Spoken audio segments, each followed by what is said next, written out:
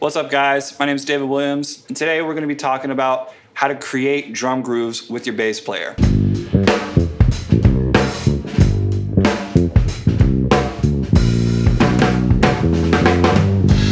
So I want to give a shout out to my old teacher from AIM, Craig Harbor. I remember it was back in, I think, fourth quarter, about to graduate, and he introduced to us this concept of not playing outside the subdivision, especially when writing or when music has been given to you and you're coming in like in a studio or in a live band or in a writing session where most of the music has already been written and you're just sitting in on the drums. So basically that blew my mind, and that is pretty much how I approach about 75% of the work I do, both in the studio and when I write songs with my bands and my bass player Chase. To me, it basically means that if the band's playing in 16th notes, don't go outside of that. Don't play 32nd notes. Don't play 64th notes. You know, if you're in a triplet subdivision, you know, or shuffle, swing, something, you know, just play triplet fills. Don't go into rigid stuff. You know, play what's already there. Basically, a condensed way I could say it is, whatever the music has to say, I try to match that rhythmically on the drums. Play what's already there and kind of enhance it, and it helps support the music. And vocalists really dig this. Now, for songwriting, especially, you know, writing parts in a more creative environment, I kind of like to use this as a starting base, and then often, not always, but often, once we've got a really nice groove or a bass line,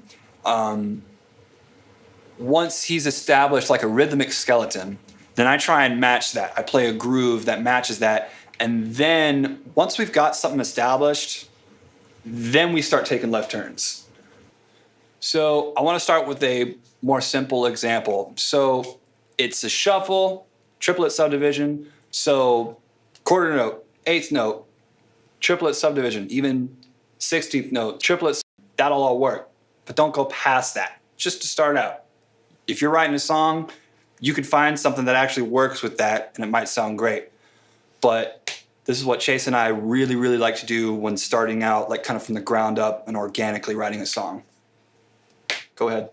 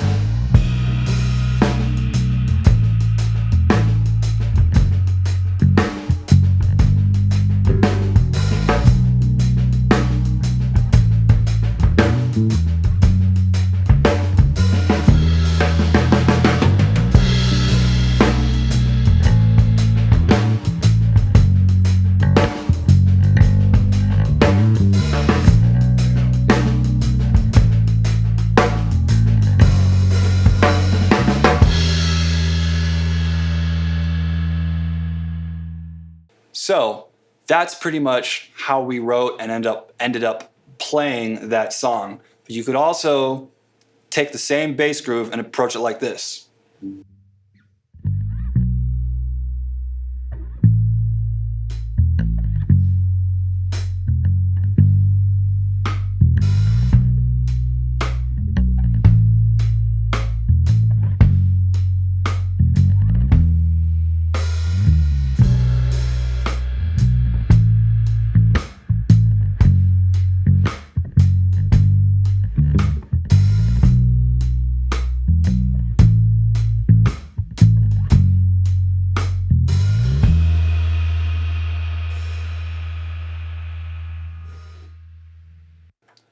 That had a completely different feel, and all I did was not play the pretty shuffle. I just kind of played, what did I do? I don't know. But it was different. So you take away like 2 or 3 things and it's a completely different feel. So what especially I think as a rhythm section, what Chase and I really find ourselves doing a lot is support.